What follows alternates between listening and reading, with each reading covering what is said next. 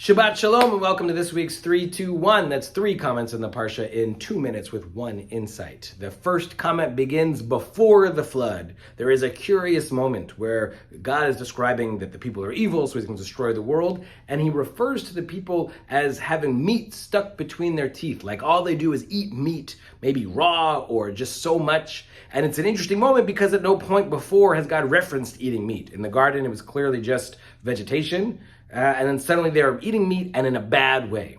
And then the second comment comes after the flood. After the flood, God says, you shall not eat animal with its lifeblood still in it, which takes a minute to understand. But basically it seems perhaps what he meant before, what God meant before and what was going on is that people had an animal that would give them milk, like a goat or a cow or something, and they would cut off the leg while it was still living, cauterize the wound, and the animal would keep going, give milk, exist as a beast of burden, something like that, and they would eat the haunch from the animal. Now, that leads to the third comment, which is our first reaction is horror. That sounds terrible. How could you do such an awful thing? But if you think about it just a little bit more, it actually makes quite a lot of sense. In the ancient world, an animal was quite a precious commodity. Having the animal continue to be able to give food while still feeding your family at this one point makes logistical sense. What it misses is the cruelty to the living animal. And that leads to our insight. This week, when God says, I destroyed the world and rebuilt it, one of the rules he gives is you shall not eat of an animal while it still lives. He doesn't say you can't eat meat.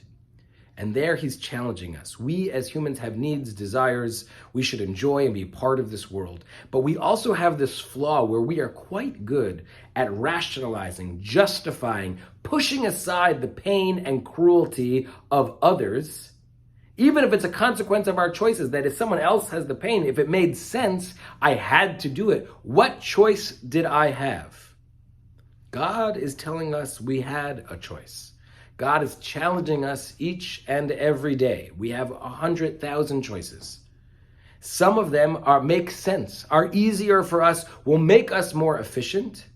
But if we think for a moment beyond our own needs, we'll see that the slightly harder way, the way that involves a little more sacrifice on our part, will also bring a little less cruelty into the world. It doesn't say give up on your goals. It doesn't say give up on the things that we need to do, even the things we want to do.